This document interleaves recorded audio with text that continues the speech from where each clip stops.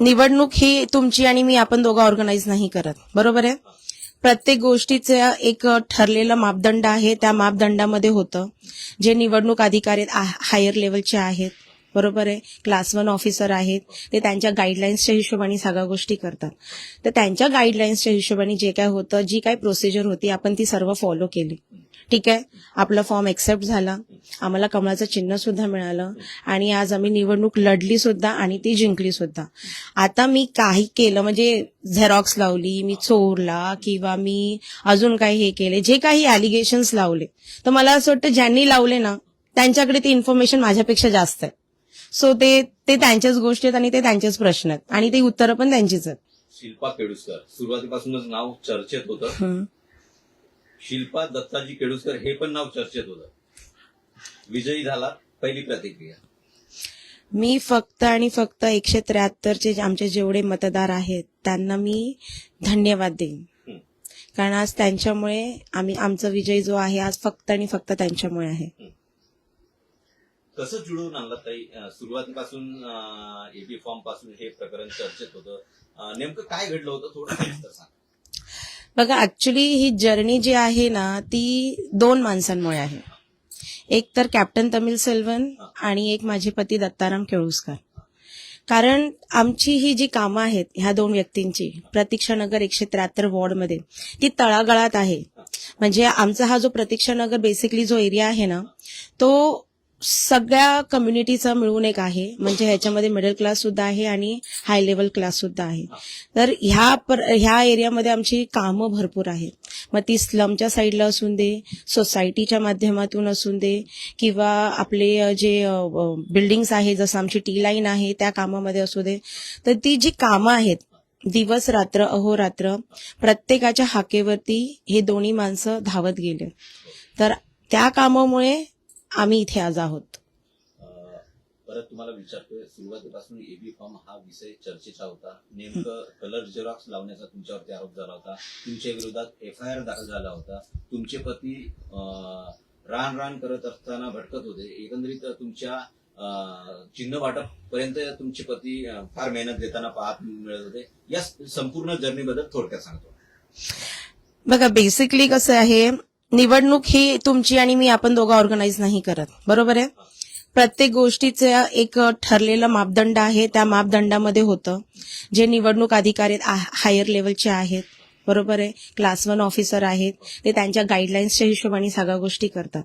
तर त्यांच्या गाईडलाईन्सच्या हिशोबाने जे काय होतं, जी काय प्रोसिजर होती, आपण ती सर्व फॉलो केली. ठीक आहे, आपला फॉर्म एक्सेप्ट झाला, आम्हाला कमळाचं चिन्ह सुद्धा मिळालं आणि आज आम्ही निवडणूक लढली सुद्धा आणि ती जिंकली सुद्धा. आता मी काही केलं म्हणजे झेरॉक्स लावली, मी चोरला किंवा मी अजून काही हे केले, जे काही अलिगेशन्स लावले, तर मला असं वाटतं ज्यांनी लावले ना त्यांच्याकडे ती इन्फॉर्मेशन माझ्यापेक्षा जास्त आहे. सो ते त्यांच्याच गोष्टी आहेत आणि ते त्यांचेच प्रश्न आहेत आणि ती उत्तरं पण त्यांचीच आहेत. पण एबी फॉर्म कलर झेरॉक्स होता की ओरिजिनल होता? म्हणजे मला समजा म्हणजे ही प्रोसेस पूर्ण वसंत स्मृतीला झालेली. ऍक्च्युली कसं असतं माहितीये का, हे एक सगळं एक प्रोसिजर आहे. प्रत्येक म्हणजे पक्षाचं त्यांचं एक वेगळा गाईडलाईन्स असतो, त्याच्यानंतर त्या लोकांचं एक गाईडलाईन्स असतं. प्रत्येक पक्षाचे जे नियम असतात त्या हिशोबाने त्या सगळ्या गोष्टी घडत असतात. तर माझं फॉर्म भरण्यापासून आणि मी जिंकण्यापासून जे काही गाईडलाईन्स आहे, जे काही नियम आहेत, मला असं वाटतं की आम्ही ते तंतोतंत पाळले आहेत आणि तो आम्ही विजय खेचून पण घेऊन आलोत आणि इथे राहिलो. तर मला असं वाटत नाही की हे प्रश्न यायला पाहिजे की तो अजूनही झेरॉक्स होता की तो फ्रॉड होता की अजून काय होतं. मग तुमच्यावरती जो FIR झाला त्याच्या संदर्भात काही चौकशी किंवा काही झालंय? तुम्हाला काही बोलवण्यात आलंय? नाही, ओके. अजूनपर्यंत आमच्यापर्यंत तरी काही नाही आलंय. कॅप्टन तमिल सेल्वन आमदारांनी 173 प्रभागामध्ये जवळपास सर्वच्या सर्व त्यांच्या सीट्स उमेदवार निवडून आणले. हो, नक्कीच. कसं बघताय या एकंदरीत लढतीकडे? मी आज आहे ना ते आम्हाला गुरुतुल्य आहेत आणि माझी ही जी जर्नी होती त्यामध्ये ते एकच असे एकमेव व्यक्ती आहेत जे खंबीरपणे माझ्या पाठी खंबीरपणे उभे होते. का? कारण त्यांना ह्या कामावरती विश्वास होता. आज ते जसे कामासाठी वेडे आहेत तसेच दत्ता केळुसकर सुद्धा कामासाठी वेडे आहेत आणि त्या जर्नीमध्ये त्यांनी दत्ताला पण भरपूर सपोर्ट केला. तर त्यामुळे ते खंबीर होते की नाही, काम आहे, कामाच्या बेसिसवरती आपल्याला जिंकायलाच पाहिजे आणि आता ते गुरुतुल्य, आता ते देवतुल्य झाले. दुसरीकडे तुमच्या विरोधात बरेच उमेदवार होते जे मुळात धनशक्ती विरुद्ध अशा प्रकारची ती लढाई होती. कसं टॅकल केलं त्या सर्वांना, म्हणजे निवडणुकीचं नियोजन म्हणा किंवा विजयापर्यंतची घोडदौड कशी बघताय? ह्याच्यासाठी फक्त आमचे 173 जे काही मतदार आहेत त्यांनीच आम्हाला फक्त सपोर्ट केलाय. त्यांनी आम्हाला फक्त एवढं सांगितलं, तुम्ही फक्त सांगा आमचा तुम्हाला कुठे सपोर्ट हवा. आम्ही उभं राहिलो आणि आम्ही जिंकेपर्यंत ते निस्वार्थीपणे आमच्या बरोबर होते, आमच्या बरोबर फिरले, आमच्या बरोबर त्यांनी एक एक मतदाराला खाली उतरवलं आणि मतदान केलं. तर ही माझी जी पूर्ण जर्नी आहे ती फक्त आणि फक्त 173 जे आमचे मतदार आहेत त्यांच्यामुळे आहे. त्यांच्या पॉसिबिलिटी, त्यांची जी माझ्या मागे आणि माझ्या पतींच्या मागे जी बोलतात एक विश्वास आहे की हा माणूस काम करणार आहे आणि ह्यांनी केलं आहे, तर त्यामुळे ते लोकांनी सर्वांनी आम्हाला तो खूप खंबीर साथ दिला. तुमच्या विरोधात प्रणिता वागदरे होत्या, शिवसेना युबीडी पक्षाच्या उद्धव बाळासाहेब ठाकरे पक्षाच्या. लढत किती कठीण होती, आव्हान कसं होतं?